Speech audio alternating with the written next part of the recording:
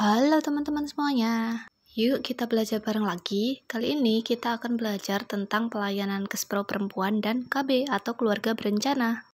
Yuk, mulai dari pengertian Kespro atau kesehatan reproduksi adalah suatu keadaan sejahtera fisik, mental, dan sosial secara utuh, tidak semata-mata bebas dari penyakit atau kecacatan dalam suatu yang berkaitan dengan sistem reproduksi, fungsi, dan prosesnya. Tujuan utamanya adalah memberikan pelayanan kesehatan reproduksi yang komprehensif kepada perempuan, termasuk kehidupan seksual dan hak-hak reproduksi perempuan sehingga dapat meningkatkan kemandirian perempuan dalam mengatur fungsi dan proses reproduksinya yang pada akhirnya dapat membawa pada peningkatan kualitas kehidupannya. Dan tujuan khususnya meningkatkan kemandirian wanita dalam memutuskan peran dan fungsi reproduksinya, meningkatkan hak dan tanggung jawab sosial wanita dalam menentukan kapan hamil, jumlah dan jarak kehamilan, meningkatnya peran dan tanggung jawab sosial pria terhadap akibat dari perilaku seksual dan fertilitasnya kepada kesehatan dan kesejahteraan pasangan dan anak-anaknya.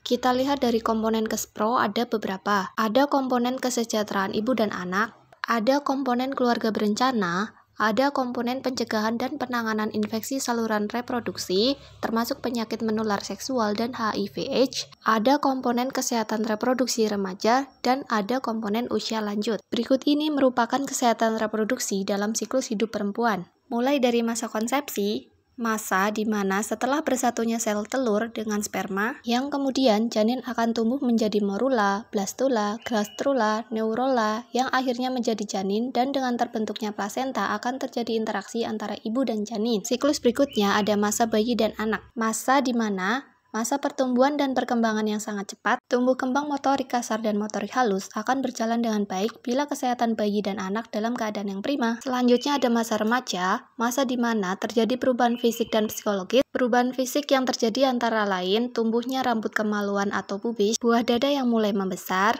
pertumbuhan tinggi badan yang cepat atau maximal growth, mendapatkan haid yang pertama kali atau menarche.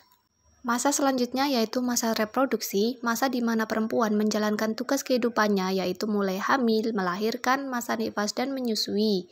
Dan masa antara yaitu merencanakan jumlah atau jarak anak dengan menggunakan alat kontrasepsi. Dan ada masa usia lanjut di mana hormon estrogen sudah mulai menurun atau habis, yang dikarenakan produksi sel telur juga sudah mulai menurun atau habis. Dengan menurunnya hormon estrogen akan terjadi perubahan fisik dan psikologis pada perempuan, diantaranya perubahan pada organ reproduksi, perubahan pada metabolisme tubuh, dan turunnya massa tulang atau osteoporosis. Kita lanjut ke faktor-faktor yang mempengaruhi kesehatan reproduksi, yaitu ada faktor demografis ekonomi, faktor budaya dan lingkungan, faktor psikologis, dan faktor biologis. Berikutnya lanjut ke ruang lingkup kesehatan reproduksi. Yang pertama, konsepsi. Perlakuan sama antara janin laki-laki dan perempuan, pelayanan ANC, persalinan, nifas, dan BBL yang aman. Kedua, bayi dan anak. Pemberian ASI eksklusif dan penyapihan yang layak, pemberian makanan dengan gizi seimbang, imunisasi, manajemen terpadu balita sakit, dan manajemen terpadu bayi muda. Pencegahan dan penanggulangan kekerasan pada anak, pendidikan dan kesempatan untuk memperoleh pendidikan yang sama pada anak laki-laki dan anak perempuan. Yang ketiga, remaja. Seputar pemberian gizi seimbang, informasi kesehatan reproduksi yang adekuat, pencegahan kekerasan sosial, mencegah ketergantungan nafsa, perkawinan usia yang wajar, pendidikan dan peningkatan keterampilan, peningkatan penghargaan diri, dan peningkatan pertahanan terhadap godaan dan ancaman. Ruang lingkup yang keempat, usia subur. Seputar pemeliharaan kehamilan dan pertolongan persalinan yang aman, pencegahan kecacatan dan kematian pada ibu dan bayi, menggunakan kontrasepsi untuk mengatur jarak kelahiran dan jumlah kehamilan, pencegahan terhadap PMS atau HIV/AIDS, pelayanan kesehatan reproduksi yang berkualitas, pencegahan penanggulangan masalah aborsi, deteksi dini kanker payudara dan leher rahim, pencegahan dan manajemen infertilitas. Lanjut ruang lingkup yang kelima, usia. Lanjut perhatian terhadap menopause atau andropause, perhatian terhadap kemungkinan penyakit utama degeneratif terhadap rabun, gangguan metabolisme tubuh, gangguan morbilitas dan osteoporosis, deteksi dini kanker rahim dan kanker prostat, serta ada ruang lingkup kesehatan reproduksi secara lebih luas yang meliputi masalah kesehatan reproduksi remaja, yaitu pada saat pertama anak perempuan mengalami haid atau menarche yang bisa berisiko timbulnya anemia. Perilaku seksual bila kurang pengetahuan dapat terjadi kehamilan di luar nikah, abortus tidak aman, tertular penyakit menular seksual, dan termasuk HIV atau AIDS. Lanjut ke masalah kesehatan reproduksi. 1. Masalah reproduksi. 2. Masalah gender dan seksualitas. 3. Masalah kekerasan dan perkosaan. 4. Masalah penyakit yang ditularkan melalui hubungan seksual. 5. Masalah pelacuran. Dan 6. Masalah sekitar teknologi. Oke, dan kita lanjut, kita pahami hak kesehatan reproduksi. Mulai dari hak mendapat informasi dan pendidikan kesehatan reproduksi, hak mendapat pelayanan dan kesehatan reproduksi, hak untuk kebebasan berpikir dan membuat keputusan tentang kesehatan reproduksinya, hak untuk memutuskan jumlah dan jarak kelahiran anak, hak untuk hidup dan terbebas dari resiko kematian karena kehamilan, kelahiran karena masalah gender. Keenam, hak atas kebebasan dan pelayanan dalam pelayanan kesehatan reproduksi. Ada hak untuk bebas dari penganiayaan dan perlakuan buruk yang menyangkut kesehatan reproduksi. Lanjut, hak untuk mendapatkan manfaat dari hasil kemajuan ilmu pengetahuan di bidang kesehatan reproduksi. 9. Hak atas kerahasiaan pribadi dalam menjalankan kehidupan dalam reproduksinya. 10.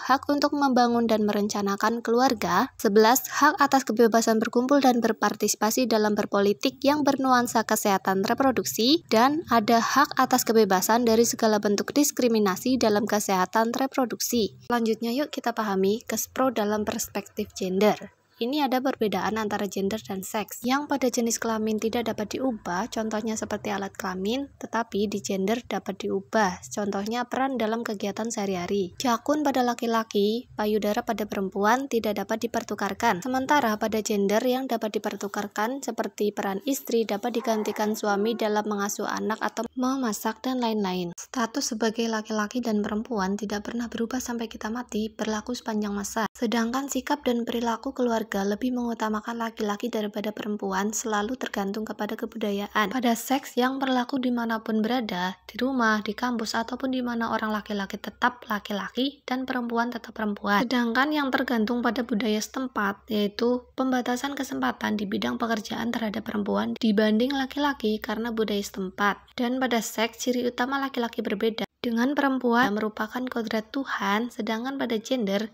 sifat atau mentalitas antara lelaki dengan perempuan bisa sama, bukan merupakan kodrat Tuhan. Perbedaan selanjutnya, yang pada seks merupakan ciptaan Tuhan, seperti perempuan bisa haid, hamil, melahirkan, dan menyusui, sedangkan laki-laki tidak bisa. Sedangkan pada gender, buatan manusia, laki-laki dan perempuan berhak menjadi calon ketua RT, RW, kepala desa, bahkan presiden. Dan materi selanjutnya adalah masalah ketidakadilan atau diskriminasi gender. Yang pertama ada masalah marginalisasi atau peminggiran. Contohnya banyak pekerja perempuan tersingkir dan menjadi miskin akibat dari program pembangunan seperti intensifikasi pertanian yang hanya memfokuskan petani laki-laki. Masalah yang kedua yaitu subordinasi atau penomorduaan, yang merupakan keyakinan bahwa salah satu jenis kelamin dianggap lebih penting atau lebih utama dibanding jenis kelamin lainnya. Sebagai contoh, apabila seorang istri yang hendak mengikuti tugas belajar atau hendak bepergian ke luar negeri harus mendapat izin suami. Tetapi kalau suami yang akan pergi tidak perlu izin dari istri. Tapi itu personal ya. Lanjut ke masalah yang ketiga, ada pandangan stereotip atau citra baku.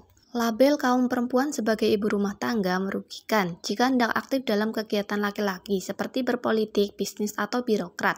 Sementara, label laki-laki sebagai pencari nafkah utama atau breadwinner mengakibatkan apa saja yang dihasilkan oleh perempuan dianggap sebagai sambilan atau tambahan, dan cenderung tidak diperhitungkan. Masalah yang keempat, kekerasan atau violence. Artinya suatu serangan terhadap fisik maupun integritas mental psikologis seorang. Oleh karena itu, kekerasan tidak hanya menyangkut serangan fisik saja seperti perkosaan, pemukulan, dan penyiksaan, tetapi juga bersifat non-fisik seperti pelecehan seksual sehingga secara emosional terusik. Lalu masalah yang kelima yaitu double burden, sehingga bagi mereka yang bekerja, selain bekerja di tempat kerja, juga masih harus mengerjakan pekerjaan rumah tangga. Oke, dan itulah beberapa poin penting yang kita pelajari yang berhubungan dengan kesehatan reproduksi perempuan. Kita lanjut ke part yang kedua membahas KB ya teman-teman. Apabila ada salah-salah kata atau informasi seputar materi belajar, saya mohon maaf karena saya juga masih tahap belajar. Semangat belajar selalu, bye-bye!